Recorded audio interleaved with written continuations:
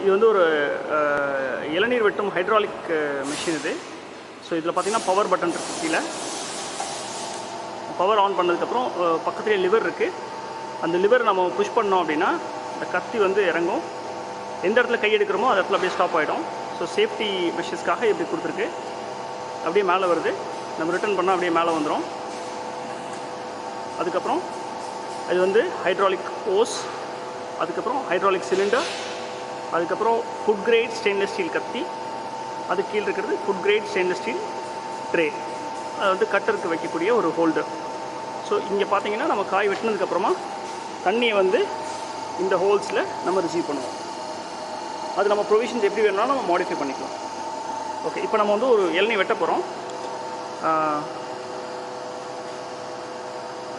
பார்த்தீங்கன்னா இருக்கிறதுலே நல்ல பெரிய காய் இது. கிட்டத்தட்ட ஒரு 2.5 கிலோலேருந்து 3 கிலோ வரைக்கும் வரும் வெயிட்டு. இப்போ இந்த லிவர் நம்ம ஆப்ரேட் பண்ணி அதை கட் பண்ண போகிறோம். ஆனால் அந்த சொம்பு எடுத்துக்கு கீழே வைக்கிறதுக்கு. ஸோ இது வந்து நம்ம இந்த இடத்துல ஸ்டாப் பண்ணுறோம். நம்ம ஸ்டாப் பண்ணிக்கலாம். இது சுவிட்ச் போட்டுனா ஃபுல்லாக கட் பண்ணி போகிற மாதிரியான மாடல் கிடையாது. நம்ம லிவரில் ஆப்ரேட் பண்ணுறோம், கட் பண்ணுறோம். ஸோ தண்ணி வந்து ஸ்ப்ளாஷ் ஆகுது.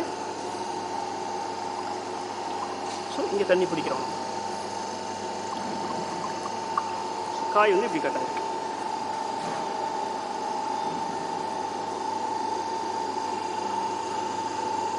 லிவர் மூலமாக நம்ம மறுபடியும் அதை ரீசெட் பண்ணிக்கிறோம்.